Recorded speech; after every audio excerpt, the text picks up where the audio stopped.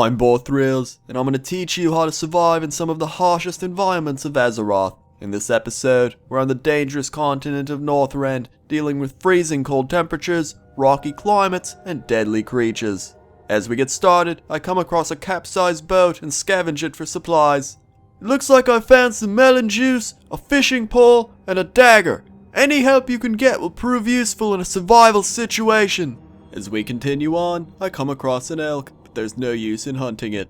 The native Kalloak spent days trying to cut through the elk meat because it's so tough. Just look at this Kalloak's axe prove useless. Oh, take a look over there on that rock! It's the condor! One ancient Kalloak technique to remember is that the condor always looks to the northwest, so obviously we're heading in the right direction. Let's keep moving. As I leave the Borean tundra, I come across a crashed Tonka Kodo trail. The Tonka used to trek across these parts, attempting to bring supplies to Dragonblight, but obviously, not everything goes according to plan. I could attempt to take some supplies, but with nighttime approaching, there's no time to stop. We have to keep moving. As we reach Dragonblight, the sun is setting, and we need to find shelter quickly. Dragonblight is filled with vicious creatures, and for that, we need to set up our shelter somewhere safe. Just a few months ago, a fisherman got stranded out here and decided to set up shelter near a snowbold camp. Needless to say, those little bastards can ruin your day. So I've gotten a fire going in this mountain crevice, which will keep me out of the ice-cold wind and out of sight from any creatures. A true boost to my morale, but now to get some sleep.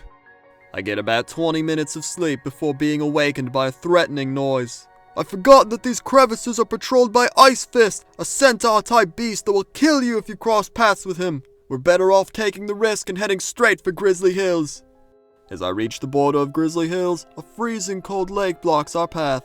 Normally you'd try to find a bridge, but there's no time for that. We need to swim across. After removing my clothing, I take the plunge, my body entering a state of shock as I swim, eventually making it to the other side.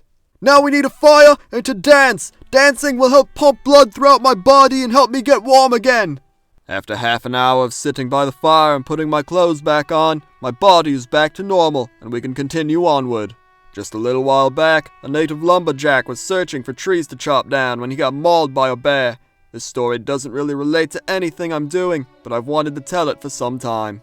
Oh, take a look over here, the Oolog mushroom! The Oolog mushroom grows rapidly throughout Grizzly Hills and are deadly, unless you urinate on them. When urine hits the mushroom, it activates valuable vitamins and nutrients that are otherwise toxic.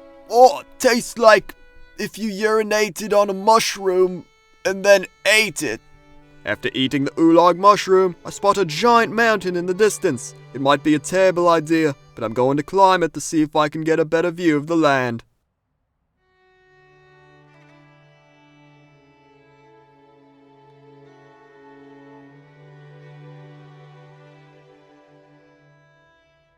Wow, what a beautiful sight!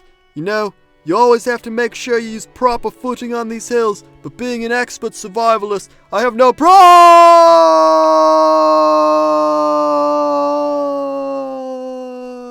What was that noise? Better not be disturbing my fishing. Guy fell off a mountain. Oh, well, get up and shake it off. Back in my day, we fell off mountains every day. Weak-minded kids these days.